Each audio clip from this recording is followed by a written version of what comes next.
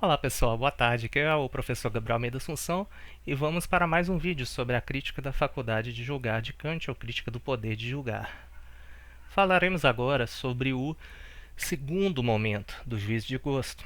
O segundo momento, ele é o momento da quantidade. É uma interessante apresentação que Kant faz, uma das partes mais fecundas dessa crítica e que tem muitos desdobramentos no texto. Parágrafo 6 inicia falando que belo é aquilo que é apresentado como apresentado sem conceito como objeto de um comprazimento universal, comprazimento ou uma satisfação universal. O que isso quer dizer, né? Bom, isso já está, de certo modo, antecipado no parágrafo é, no parágrafo 1, quando Kant fala que o juízo de gosto não é cognitivo, mas é estético. Isso é muito importante, né, na obra da Crítica da Faculdade de Julgar, essa demarcação de que não se trata de um juízo de conhecimento quando se fala de estética. Então, uma estética pensada à luz de uma filosofia, de uma teoria do conhecimento ou de uma filosofia da ciência encontraria muitos problemas na perspectiva kantiana.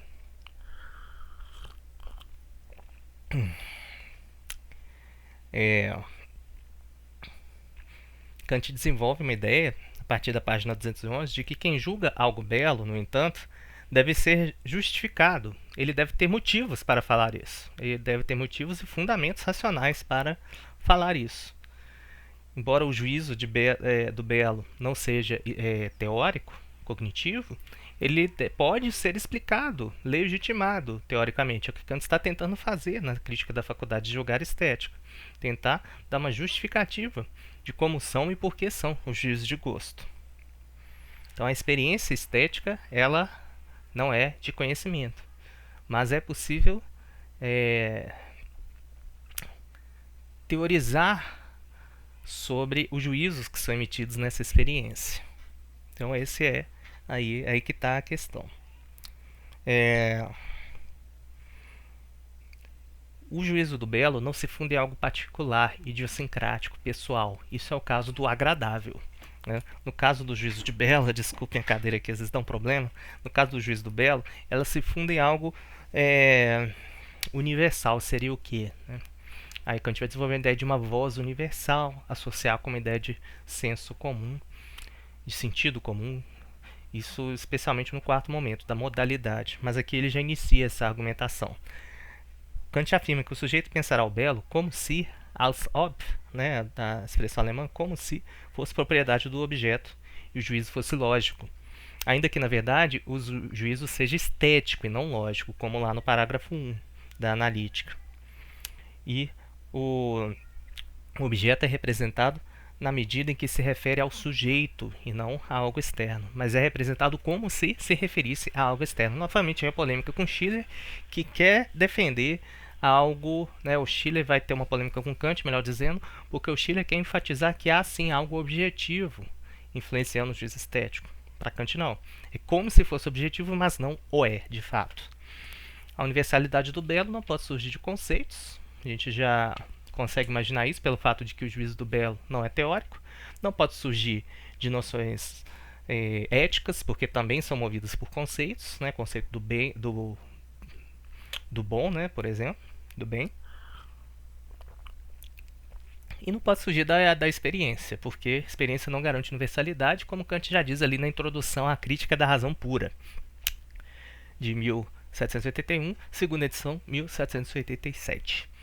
Kant diz, em 212, citação aí, tradução do Matos, um juízo de gosto deve envolver uma reivindicação à universalidade subjetiva. Talvez eu tenha alterado reivindicação por causa lá do Claims of Taste, né, do Ellison. Vou até conferir aqui como que o Matos usa o termo. Rapidinho.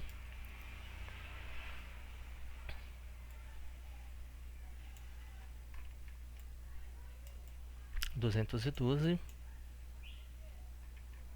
Chegando lá, pessoal.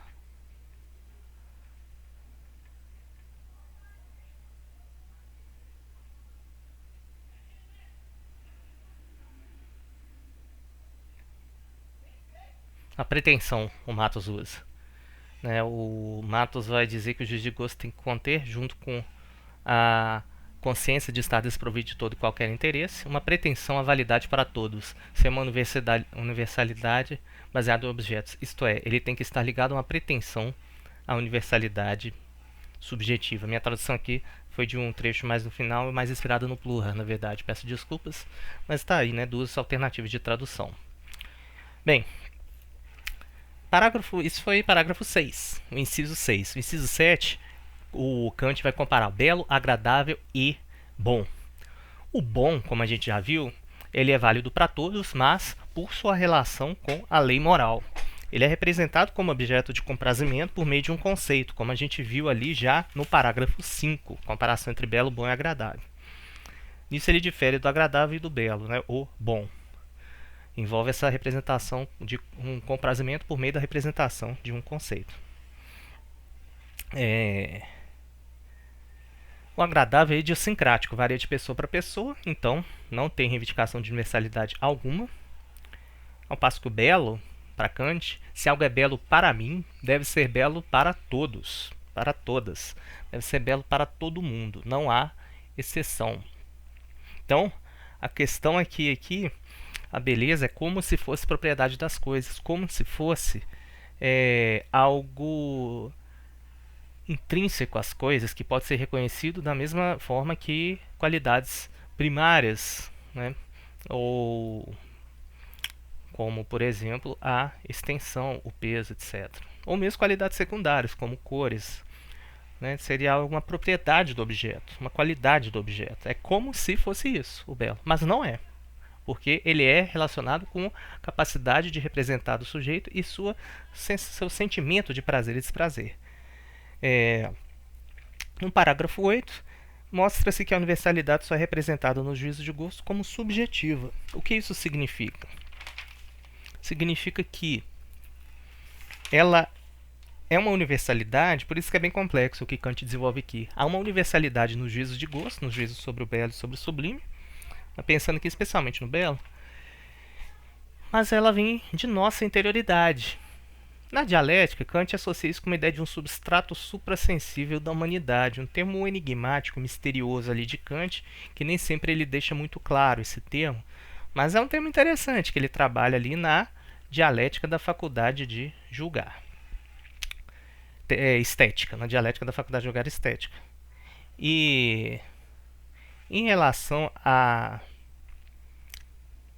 esse problema dessa universalidade que parte do interior, é um ponto complicado em Kant. Lembra um pouco até ideias como o inconsciente coletivo em Jung e tudo. Ele parte de uma ideia que é um grande leitor de Kant, inclusive, né, o Carl Jung. Ele parte de uma ideia, o Kant, de uma voz universal. Ele vai usar esse termo, né, uma Gemeinsame Stimme. Vou colocar isso aí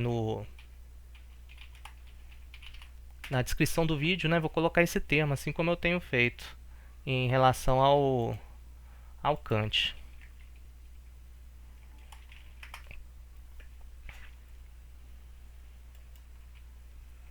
Ou é Allgemeine Stimme? Allgemeine Stimme, desculpem. Então, não é Gemeinsam é comum, né? Então é uma Allgemeine Stimme, uma voz universal de que Kant está falando. Bem metafísico isso, né? Curiosamente, né? Fala tanto que Kant destrói a metafísica e tudo, mas ele acaba tendo, às vezes, um caráter muito especulativo em suas investigações. Essa voz universal, segundo Kant, postula a possibilidade do juízo estético, de modo que ele pode ser considerado válido não só para mim, não só para você, não só para a Dona Ju, mas para todos, né, e todas. No parágrafo 9, ele propõe uma questão que parece até confusa a forma como Kant formula, mas ela é interessante para nós. A questão se, em um juízo de gosto, o sentimento de prazer precede o ajuizamento sobre o objeto ou o contrário. Na visão de Kant, no juízo de gosto, é impossível o sentimento de prazer vir antes do juízo de gosto, porque o juízo de gosto, Kant vai falar, ele é desinteressado, é livre. Se o sentimento de prazer viesse antes do juízo de gosto, ele condicionaria o juízo de gosto a interesses, a prazer, ao agradável. E muitas vezes na estética a gente julga muito mais o agradável do que o belo, certo? No dia a dia. Ah, eu gosto dessa música porque ela me deixa alegre, porque ela me lembra de não sei quem, me lembra de um amigo meu, de uma amiga, não sei o quê. Ah, a letra desse filme eu não gosto dele porque ele ofende as pessoas, porque não sei o quê. Então, essas coisas, né, nossos juízos muitas vezes são mais guiados pelo agradável do que pelo belo. Eu gosto daquele filme porque tem atores, atrizes bonitos, bonitas e tal. Então, nesse caso, a gente vai muito mais pelo via do agradável do que do belo, no ajuizamento. É um direito nosso, né? Mas a questão é que, nesse caso, para Kant, não estamos sendo bons juízes de gosto, não estamos julgando o belo nessas produções artísticas que nós vemos. Então, se o caminho não é do prazer virando-se do juiz de gosto, o juiz de gosto tem que ter uma primazia sobre o prazer estético. E isso, para Kant, é um problema chave para a crítica do gosto. Ele afirma isso em 217. E ele fala que deve haver uma proximidade, então, entre conhecimento e estética. Embora o juízo de gosto não seja um juízo de conhecimento, seja um juízo estético, deve haver uma proximidade, para ser mais preciso, com uma faculdade do conhecimento, que é o entendimento. Que o entendimento ele tem uma tendência à universalização e isso permite também uma comunicação entre diferentes indivíduos. Isso é o que possibilitaria uma representação ser objetiva, mas não como conhecimento teórico, e sim como reflexão sobre os objetos belos. Há uma referência universal, mas essa referência é o que permite que todos entrem em acordo em dizer que essa flor é bela e não essa flor é bela para mim. Se falar que algo é belo para mim, de acordo com Kant, está errado. Se algo é belo para todos, não é belo só para mim, né? O gosto não é pessoal em Kant, é universal. Quando você fala sobre a beleza, você está entrando em contato com a comunidade, com todos. Então, a ideia de uma voz universal. O juízo de gosto ele prescinde do conceito de objeto, ele é diferente do bem, nesse caso, né? E isso pode gerar um problema, então, em sua universalização. Seu fundamento determinante tem que ser subjetivo, como a gente já viu. Tem que se referir ao estado mental dos sujeitos, né? Ao sentimento de prazer e desprazer e o que ele é evocado pelos objetos belos. Kant diz em 217, desculpa, aí no parágrafo 9, página 217. As faculdades cognitivas colocadas em jogo por essa representação estão aqui em um jogo livre, pois nenhum conceito determinado as limita a uma regra particular do conhecimento. Portanto, o estado mental nessa representação tem de ser o sentimento do livre jogo das faculdades de representação, e uma representação dada com vistas a um conhecimento em geral. Agora, a uma representação pela qual um objeto é dado, pertencem, para que dela possa em geral resultar um conhecimento, a imaginação, para a concatenação do diverso da intuição, e o entendimento, para a unidade do conceito que unifica as representações. Esse estado do livre jogo das faculdades, aí 3 pontos, tem de poder ser universalmente comunicado, pois o conhecimento, como determinação do objeto com a qual representações dadas em qualquer sujeito devem concordar, é o único modo de representação que vale para todos. Então, nessa passagem, Kant está dizendo que o entendimento ele está ligado com regras e representações. É algo que ele já fala na Crítica da Razão Pura, ao passo que a imaginação ela tem um caráter sintético, produtivo e de liberdade também. E ela permite, nessa atuação interessante com o entendimento, interessante não é uma palavra boa aqui, né? Nessa atuação fecunda e rica com o entendimento, imaginação e entendimento entram em um jogo livre, de modo que a experiência do belo ela é a experiência, como eu mencionei na aula anterior, em que eu vejo uma floresta e começo a ver formas nas árvores, por exemplo, começo a refletir sobre a beleza dessas formas, ela desperta sentimentos bons em mim. Minha mente entra em uma relação peculiar com os objetos belos. Eu não quero sua existência permanente, não tenho interesse nesse sentido nesses objetos. Eu também não quero conhecê-los, eu só quero contemplá-los. Essa contemplação desinteressada do juízo estético é uma contemplação em que há um jogo livre entre a faculdade do entendimento e da imaginação. E o tema do jogo é interessante, porque o jogo é uma criação de um mundo paralelo, né? praticamente um universo paralelo. Quem assistiu ali o Gambito da Rainha, né, tem uma questão interessante, né, que a Beth Harmon fala, que ela sente como se fosse um microcosmos quase, né? Não é bem o que ela diz, mas é como se o tabuleiro de xadrez fosse um universo próprio ali, com suas próprias regras. Então isso é muito interessante do jogo. Os diversos jogos, né, seja de carta, seja de videogame, seja xadrez, seja esportes, né, como basquete, eles têm suas regras, mas essas regras não são para algo rígido, e sim para delimitar um pouco, né, toda uma riqueza, infinitude de possibilidades que os jogos trazem, que o lúdico nos traz. O lúdico nos permite ser criativos, nos permite explorar coisas no jogo.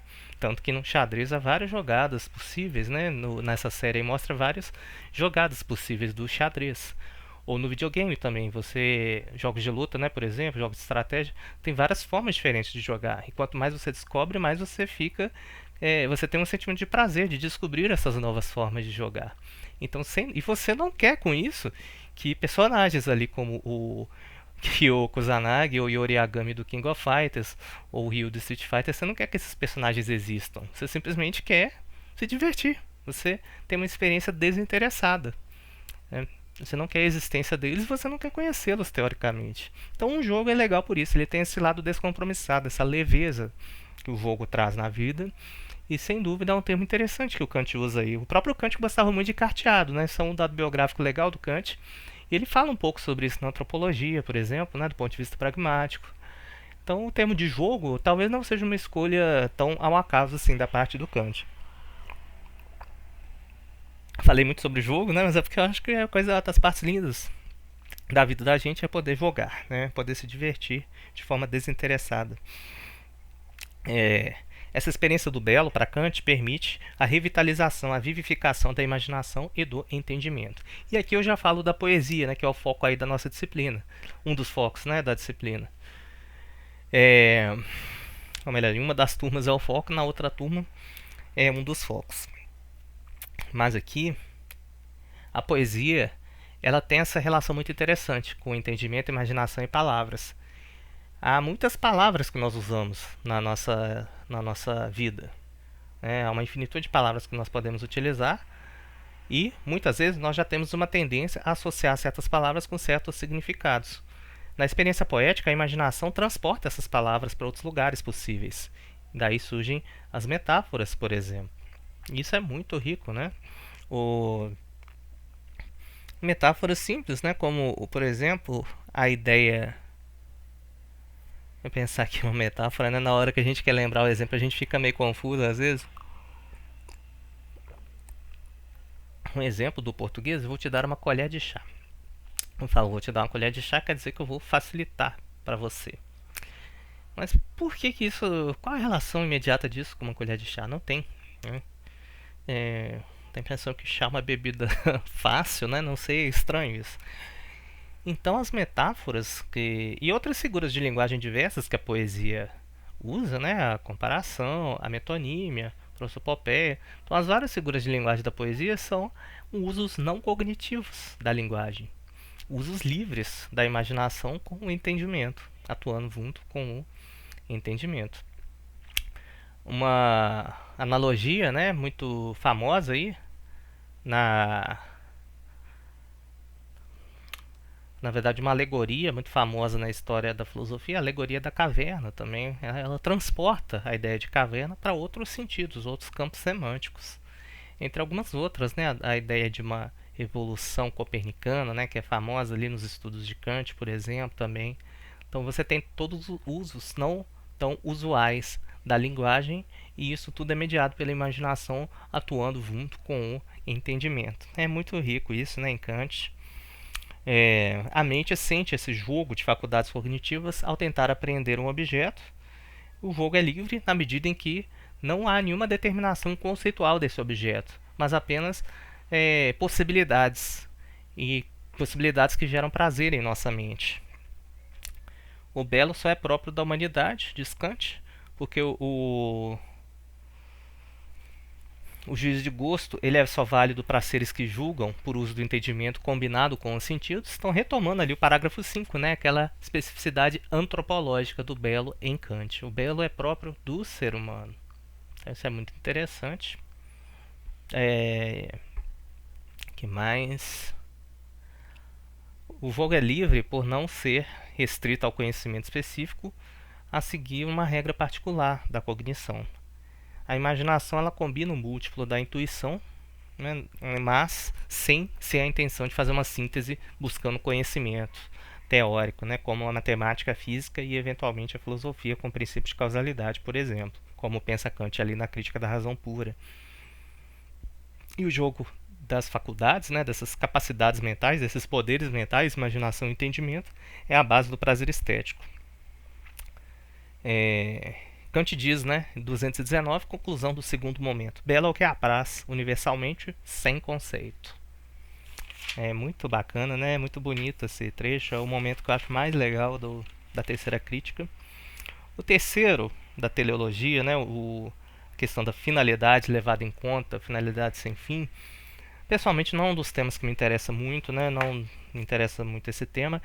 E para uma das disciplinas que eu tenho em mente, né, eu vou escrever aqui embaixo, quando essa disciplina surgir, ela não é muito relevante, não vai nos ajudar muito.